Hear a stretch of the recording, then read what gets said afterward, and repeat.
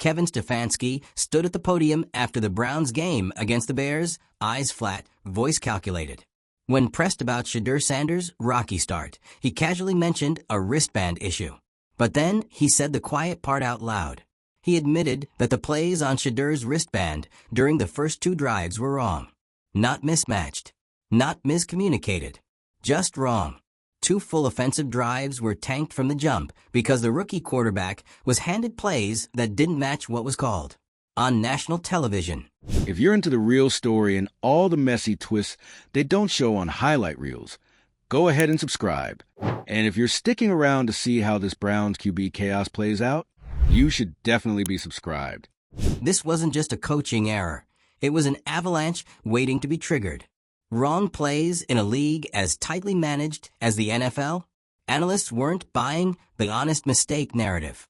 Because when you're preparing for an NFL game, play calling protocols aren't just a casual Friday decision. They are a multi-layered, multi-staff process involving coordinators, quality control coaches, and equipment staff. So when Stefanski tried to downplay the mix-up as a one-off glitch, the room collectively raised its eyebrows. Shedeur Sanders looked visibly shaken during those first 2 drives. Routes weren't syncing. Players looked confused. Timing was off. He wasn't just struggling. He was set up to fail. And once word got out that his wristband had the wrong plays on it, fans weren't just frustrated. They were furious. This was Shedeur's chance to show the league what he could do. And someone sabotaged it. Analysts were quick to connect the dots. The rookie had already faced growing pains. But this was a coordinated breakdown of trust.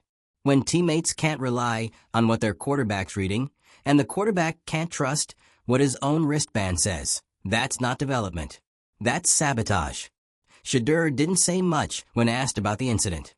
He kept it professional, repeating phrases like, "We're working through it," and "communication is key." But the tension behind his answers said more than any quote. He had been blindsided, and he knew it. Reporters poked around the mechanics. When were the wristbands printed? Who approved the plays?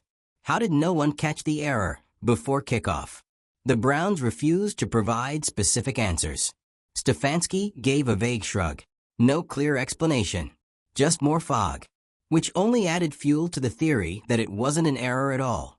It was intentional. Sources close to the team noted that Shedeur had expressed frustration about preparation inconsistencies even before the Bears game. And this wasn't the first time. There had been subtle signs, delayed play calls, incomplete scripts, missing prep meetings. Things that don't happen by accident in an NFL facility. A pattern started to emerge. Games where Shedeur looked completely out of sync were often followed by similarly vague explanations from Stefanski or members of the staff. Miscommunication, mislabeling, technical issues. But those excuses don't hold up in a league where game plans are reviewed by dozens of people before anyone takes the field. In the game against the Dolphins, Sanders had similar breakdowns, missed audibles, routes that didn't match the coverage, receivers staring back at him mid-play. Analysts dismissed it as rookie jitters. But now with the Bears game wristband fiasco out in the open, people are going back to those plays. Was that another setup? NFL insiders started to whisper about the bigger picture. How often does this happen? How many times has Sanders been left exposed because someone behind the scenes decided not to support him fully? And more importantly, why? What would motivate a head coach to sabotage his own quarterback? Kevin Stefanski hasn't offered a clean explanation. His public statements after the Bears game were evasive. He claimed the mistake was noticed quickly and fixed, but couldn't explain how the mistake happened in the first place. No one could. NFL play prep is airtight. Play cards are finalized by Friday or Saturday. The wristbands are double-checked. There's redundancy for everything. Shannon Sharpe and others in the media were quick to call it what it looked like. An orchestrated failure. Shannon, who spent years around NFL operations, said there's zero chance a wristband with incorrect plays makes it into a game unless someone intends for it to. That's not drama. That's procedure. Shannon broke it down in brutal detail. Every NFL team has a strict chain of custody for play calling. Wristbands go through quality control, position coaches, and coordinators. Equipment managers don't improvise. They print what they're given. If Shedeur's wristband had incorrect plays, then either everyone missed it or someone planted it. And given the frequency of these mishaps for Sanders, that second option started looking real. He pointed out that rookie quarterbacks face enough hurdles without being sabotaged by their own staff. If Stefanski wanted to stall Shedeur's progress, this is how you do it. Subtle enough to be blamed on miscommunication, serious enough to ruin confidence and trust. Sanders was pulled from the Bears game not long after those drives. Whether it was a benching or a pre-planned switch, the timing raised eyebrows. A few bad drives caused by wrong plays, then suddenly he's off the field? People weren't buying the coincidence. And when Stefanski refused to clarify why Sanders was pulled so early, it only deepened the suspicion. This wasn't just a one-off coaching blunder. It was starting to look like a campaign. A slow erosion of a young quarterback's confidence and rhythm, staged under the guise of rookie development. NFL teams don't operate this chaotically unless something deeper is going on. As this scandal unfolds, Stefanski's reputation has started to fracture. Critics are revisiting his previous coaching decisions, especially with young quarterbacks. Did he always lean toward control over growth? Was this a recurring pattern? His recent press appearances haven't helped. They felt more like damage control than leadership. The NFL community is calling for transparency. People want Jimmy Haslam to look into the situation. Owners don't usually intervene in week-to-week coaching moves, but when the integrity of player development is at stake and possibly being manipulated, it's not just a coaching issue anymore. It's a league problem. Shedeur Sanders returned to practice after the Bears game with a noticeable chip on his shoulder. Those close to him say he's focused but frustrated. He's shown flashes of elite decision-making and raw talent. But if the people calling the plays aren't invested in his success, how far can he go? Fans have started speaking out. They want answers, not just for Sanders, but for every rookie trying to break into the league the right way. If sabotage is possible in one locker room, what's stopping it from happening elsewhere? The NFL sells itself on fair competition. But this was anything but fair. Shedeur finally broke his silence with the press. His words were still measured, but there was a shift in tone, sharper, more deliberate. He didn't throw anyone under the bus, but the message was clear. He knows something isn't right. He referenced the need for better internal clarity, which doesn't sound like someone just struggling with playbook adjustments. That sounds like someone who's been burned more than once. And it wasn't lost on anyone that when asked whether he trusted the communication coming from the sideline, Shedeur paused. A long, loaded pause. Then came the textbook athlete answer. I trust the process. Not the coaches. Not the system. Just the process. Whatever that means now.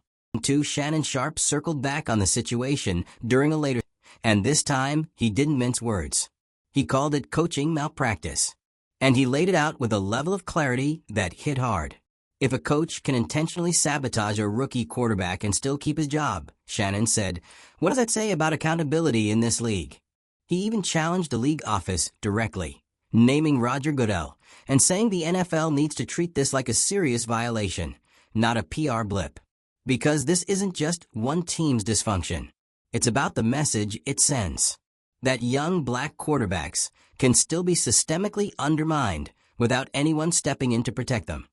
Clips from multiple games started circulating online, cut together by fans who'd had enough. Each one showed plays where Shedeur's timing was off, routes weren't clean, and protection schemes failed without explanation. It was no longer about just the Bears game. These videos painted a broader story, a disturbing one. In almost every game where Sanders struggled, there were moments that looked coordinated. Too many missed signals. Too many players looking like they got a different memo. And with each clip, more fans started asking the same question. How many times has this happened without anyone noticing? Or, worse, without anyone caring? People even went back to Shedeur's preseason performances. In one post-game interview, he made a comment about getting used to the way things run here, and it didn't sound like a compliment. That quote didn't raise red flags at the time, But now, it sounded like a player trying to find his footing while quietly battling invisible obstacles. And when he was asked about how well the coaching staff had supported his transition, Shedeur said they were figuring things out together. Which is strange language, considering this is a professional franchise. This isn't a college program trying to adjust. This is the NFL. Things aren't supposed to be that vague. Jimmy Haslam has reportedly been briefed on the situation, but no public statement has been made. That silence? It's starting to sound like complicity. Because if a head coach has openly admitted to giving wrong plays to his quarterback, and there's no internal disciplinary action, what message does that send to the rest of the league? Insiders say the ownership is monitoring closely. But monitoring doesn't fix trust. Monitoring doesn't erase the fact that one of your top investments, your rookie QB, is being treated like a pawn. And if the owner doesn't step in to protect that investment, then maybe he's part of the problem. The Cleveland Browns haven't exactly built a reputation for stability. But even for them, this is a new low. And the timing couldn't be worse. After years of promising rebuilds and draft picks, this was supposed to be their shot at a reset. New talent, new system, new energy. But this saga with Stefanski and Sanders threatens to derail all of it. It's no longer about wins and losses. It's about trust. And once you lose that in your locker room, especially between your coach and your quarterback, there's no clean recovery. The damage spreads fast.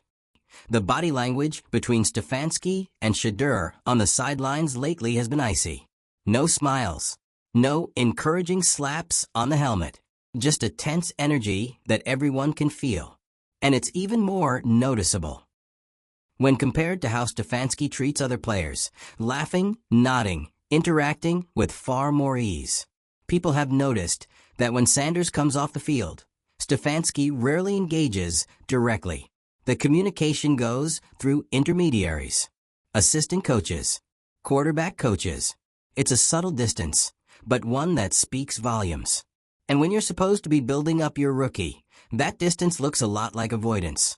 Show Sanders standing alone on the sideline, reviewing plays by himself while other QBs get attention from staff. He's isolated. And whether intentional or not, that isolation reads like punishment. A quarterback shouldn't have to fight to be seen during his own game. In one shot, Stefanski is seen huddled with other offensive staff while Sanders stares at his wristband. Again, it's become symbolic at this point. The wristband that started the scandal, still wrapped around the wrist of a quarterback, being hung out to dry. Stefanski has since tried to downplay the criticism. In a more recent press appearance, he referred to the wristband incident as one of those operational glitches. He insisted there was no intent, no larger issue. But when reporters followed up, asking whether Sanders had raised concerns before, Stefanski gave a non-answer. His deflection only made things worse. Because if there were no concerns, why are there repeated incidents? If it's just a glitch, why did it happen multiple times? And why does it only seem to happen to Shedeur Sanders? You don't need to be a conspiracy theorist to find that suspicious. You just need to have eyes. Now the spotlight is turning to Andrew Berry, the team's GM. How much did he know? And how long has he allowed this to go on? Analysts say Berry has to choose, either back his quarterback and call out the dysfunction, or protect his coach and risk alienating the future of the franchise. It's not a good position to be in, but the silence from the front office is getting harder to justify. Fans are calling for accountability. And not just for Stefanski. Because if sabotage is happening on this scale and no one is intervening, then it's bigger than just one coach. It's a cultural failure. Before the regular season even began, there were already subtle warning signs. Shedeur's early practices had inconsistencies that insiders brushed off as rookie learning curves. But now, in hindsight, those sessions tell a different story. Camp footage shows Shedeur running drills without clear direction, glancing back to the sidelines for signals that weren't coming. It looked like miscommunication then. Now, it looks like mismanagement. And if you ask people close to the team, they'll tell you Sanders had to work twice as hard just to stay afloat. He was learning an NFL system while also trying to decipher whether his own coaches were setting him up to succeed or waiting for him to fail. The Bears game was supposed to be Shedeur's breakout moment. But Stefanski's sideline demeanor throughout that game told a different story. Every time the camera panned to him, he looked disinterested, detached. There was no urgency to fix what was going wrong, no aggressive correction. And after those 2 drives with the wrong plays, there wasn't even a visible conversation with Shedeur. Stefanski just moved on, like the damage wasn't significant. Like sabotaging your rookie quarterback's momentum wasn't worth more than a passing shrug. That silence said more than any press conference ever could. Following that game, Sanders didn't just walk away mentally shaken. He was physically banged up. The back injury wasn't catastrophic, but it was enough to raise questions. Why was he left exposed on plays that didn't make sense? Why was protection breaking down so easily during scripted drives?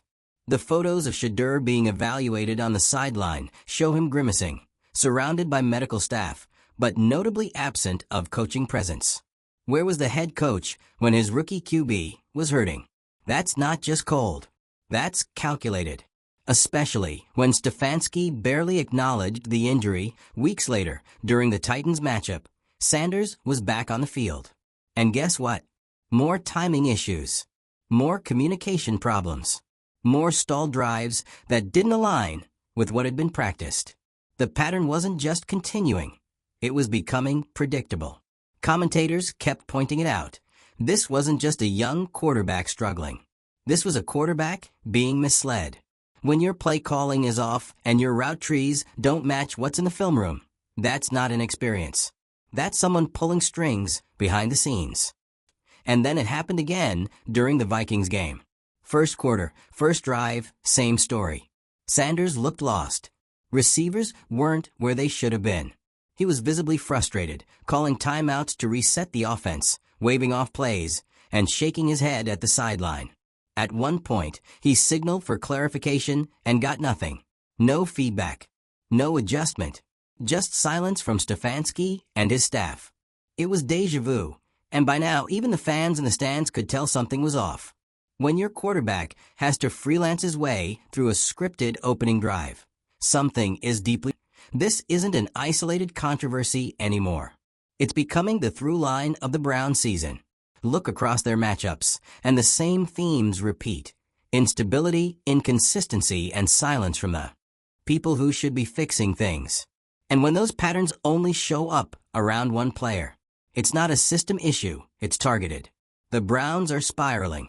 Not because of talent, not because of injuries, but because their leadership is actively corroding the foundation they're supposed to be building. Shedeur wasn't just thrown into the fire. He was thrown in with faulty equipment and told to figure it out alone. In a more recent interview, Shedeur chose his words carefully. Again. But this time, the message was laced with something heavier. When asked if he still felt supported by the coaching staff, he said, "That's a better question for them." And that's not just a deflection. That's a statement. He knows what's happening. And now the rest of the league does too. The idea that a player at this level has to dodge sabotage from within his own building is infuriating. Especially when he's shown poise, commitment, and talent under 3. Shannon Sharpe returned to the topic again, visibly fired up. How do you evaluate a quarterback who's not even given a fair shot? He asked. How do you measure progress when the playbook he's reading isn't the same one being called? He challenged the Browns front office directly, demanding transparency. You owe it to that kid, to the fans, and to the entire league to explain what's happening behind those walls. Shannon wasn't speculating anymore. He was calling it what it looked like, a targeted effort to derail Sanders' growth. The clips from preseason are being reanalyzed now, and you can't unsee it. The stuttered plays, the long delays in communication, Sanders looking to the sideline mid-huddle with confusion all over his face. These weren't growing pains. These were rehearsed mistakes. And the people around him, the very ones who were supposed to be mentoring him, were watching it happen in real time. NFL teams are built to prevent this. So how did it keep happening over and over? The full scope of what Shedeur's endured this season is staggering. Botched plays, lack of support, conflicting signals from staff. And through it all, he's kept quiet, tried to stay composed, and taken the high road. But everyone has a limit. If this continues without accountability, it could cost Shedeur more than a season. It could cost him momentum in a league where perception can kill careers. That's why this isn't just about one quarterback. It's about what the NFL allows to happen behind closed doors. It's about whether a young star, full of potential, can survive a system that seems rigged against him from the inside out. 2. At some point, the league has to stop pretending this is normal. Wrong plays, wrong protection, wrong support. And yet the same quarterback is expected to perform like everything's fine.